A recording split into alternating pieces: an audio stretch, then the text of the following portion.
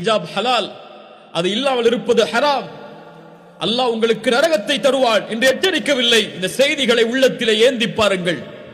இவர்கள் முஃமினான பெண்கள், முஃமினான ஈமானுடைய வெட்கத்தை சுமந்த பெண்கள். இந்த உலகம் வெட்கத்திற்கு 1000 விளக்கம் சொல்லட்டும். என் ஆடை, என் உரிமை, இது என் உரிமை, அது யார் நீ கேள்வி கேட்பதற்கு என்றெல்லாம் சொல்லட்டும். ஆனால் ஈமானிய பெண் ஆயிஷா ரலியல்லாஹு அன்ஹா அவர்கள் சொல்கிறார்கள், அல்லாஹ்வுடைய தூதர் என்னுடைய அறையில் தான் அடக்கம் செய்யப்பட்டார்கள். அல்லாஹ்வுடைய தூதர் அடக்கம் செய்யப்பட்டவுடன் நான் இயற்கையான ஆடையில் இருப்பேன்.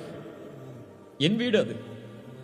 அபூபக்கர் அடக்கம் செய்யப்பட்டார்கள், என் தந்தை அதே ஆடையில் இருப்பேன். நபியின் மனைவி சித்திக்கின் மகள் சொல்கிறார்கள், உமர் அடக்கம் செய்யப்பட்டார்கள், அவர் எனக்கு அனுமதிக்கப்பட்டவர் அல்ல. உமர் அடக்கம் செய்யப்பட்டவுடன் என் ஆடைகளை நான் மூடிக்கொள்வேன் என் மீது.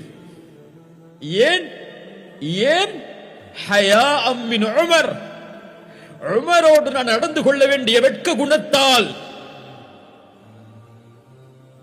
உமரோடு நான் நடந்து கொள்ள வேண்டிய வெட்க குணத்தால். உமர் மையித்,